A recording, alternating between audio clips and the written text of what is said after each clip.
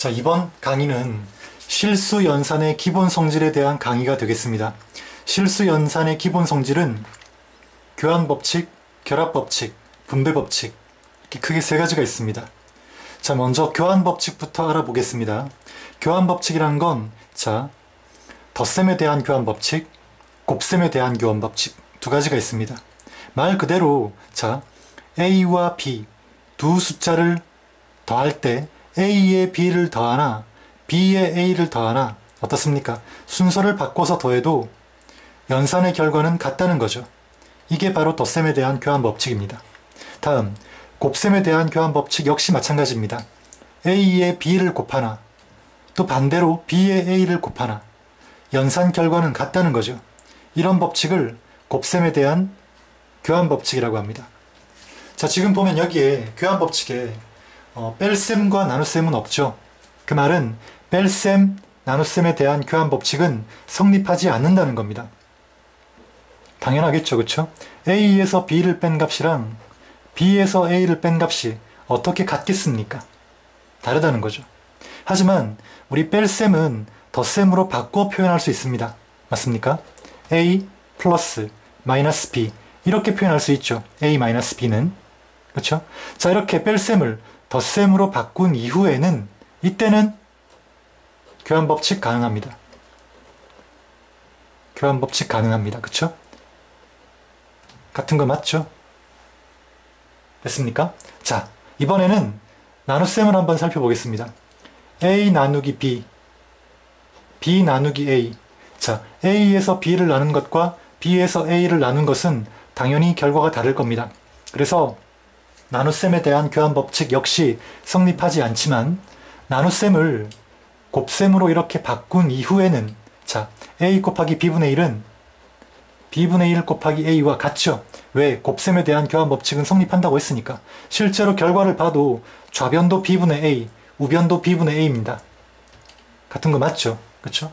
그래서 뺄셈, 나눗셈은 직접적으로 교환법칙이 성립하진 않지만 뺄셈은 덧셈으로, 나눗셈은 곱셈으로 바꾼 이후에는 교환법칙이 가능하다는 거죠.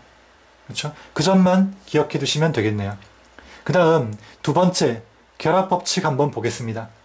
결합법칙은 세 수 A, B, C를 한번 다 더해 보겠습니다. 이렇게 세 수 A, B, C를 다 더할 때 이때는 앞에 두 수를 먼저 더하고 뒤에 수를 더하나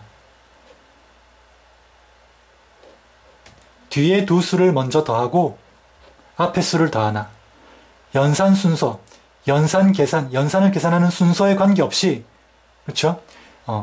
앞에 두 개 먼저 계산하고 뒤에 더하나 뒤에 두 개 먼저 더하고 앞에 거 더하나 같다는 겁니다. 그렇죠? 예. 연산을 적용하는 순서에 관계없이 결과는 같다는 겁니다. 이게 바로 덧셈에 대한 교환법칙이 되겠죠. 그 다음에 곱셈일 때도 마찬가지입니다. 세 수 A, B, C가 있을 때 이 세 수를 한번 곱해 보겠습니다. 이럴 때는 앞에 두 수를 먼저 곱하고 뒤에 수를 곱하나 아니면 뒤에 두 수를 먼저 곱하고 앞에 수를 곱하나 그 연산 결과는 어떻습니까? 같다는 거죠. 곱셈일 때도. 이럴 때 우리가 곱셈에 대한 결합법칙이라고 얘기를 합니다. 위에 건 덧셈에 대한 결합법칙, 아래 것은 곱셈에 대한 결합법칙. 됐습니까? 이것도 역시 이렇게 뺄셈으로 연결되어 있을 때는 이 자체로는 어떻습니까? 결합법칙 성립하지 않습니다. 하지만 아까도 말했듯이 뺄셈은 덧셈으로 이렇게 바꿀 수 있다고 했죠. 이렇게 덧셈으로 바꾼 이후에는 결합법칙 가능합니다. 그 다음 세 수가 이렇게 나누어져 있을 때 그렇죠? 나누기 연산으로 이렇게 연결되어 있을 때 이때도 직접적으로 이 식은 결합법칙이 성립하지 않습니다. 하지만 나눗셈은 역시 곱셈으로 바꿀 수 있다고 했죠. 이렇게 바꾼 이후에는 앞에 두 숫자를 먼저 계산하고 뒤에 숫자를 계산하나 뒤에 두 숫자를 먼저 계산하고 앞에 숫자를 계산하나 어떻습니까? 계산 결과 같다는 거죠. 이럴 때는 결합법칙 성립합니다. 되겠습니까? 자, 마지막으로 분배 법칙인데, 분배 법칙은 뭐 별거 없죠, 그쵸?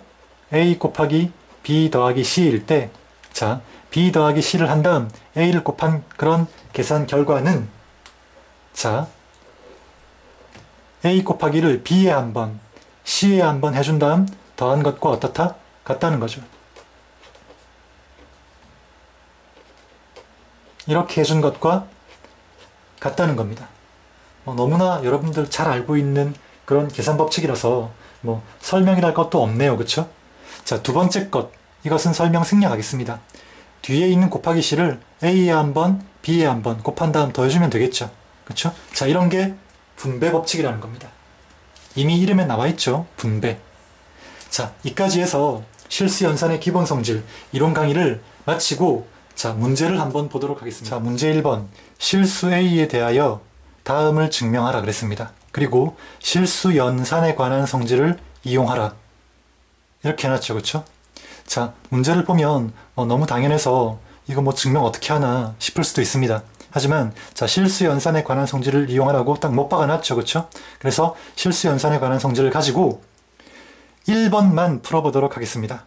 2번은 여러분들이 다른 개념서를 참고하시든 아니면 직접 해결하시든 한번 그렇게 도전해 보시기 바랍니다.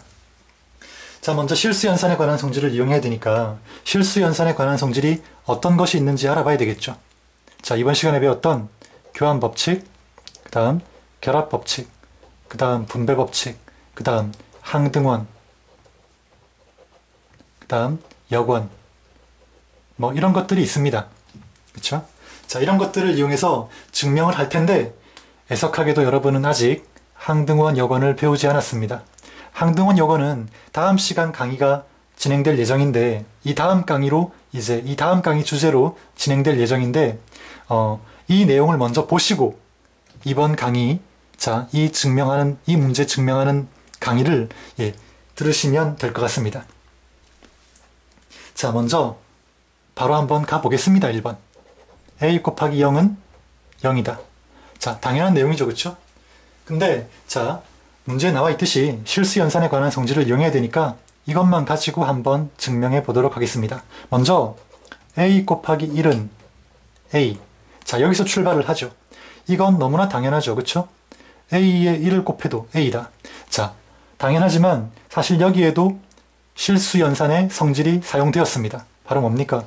곱셈에 대한 항등원이죠. 그렇죠? 1은 곱셈에 대한 항등원이라고 아마 이 다음 단원에서 여러분 배우게 될 겁니다. 예, 배웠다고 생각을 하고 강의하도록 하겠습니다.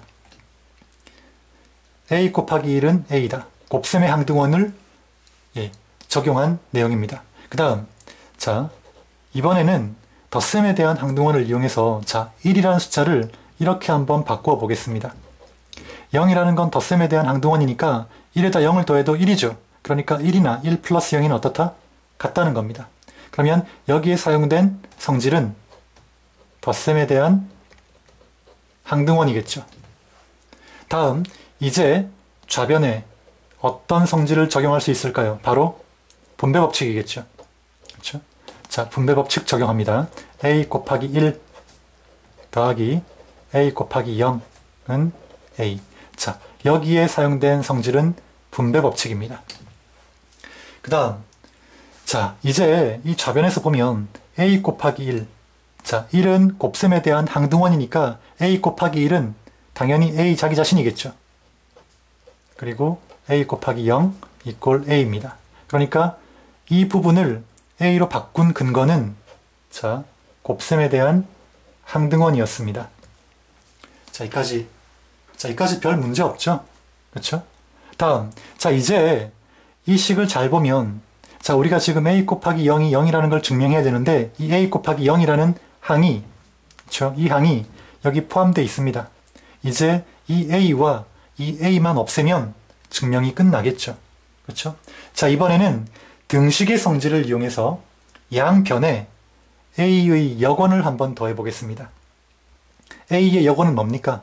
마이너스 A죠. 자, A 더하기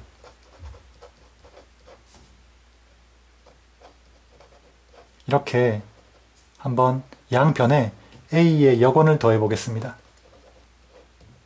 자, 연산은 순서를 잘 따져야 되기 때문에 자, 더할 때도 순서를 지켜야 됩니다. 맨 오른쪽에 더했죠.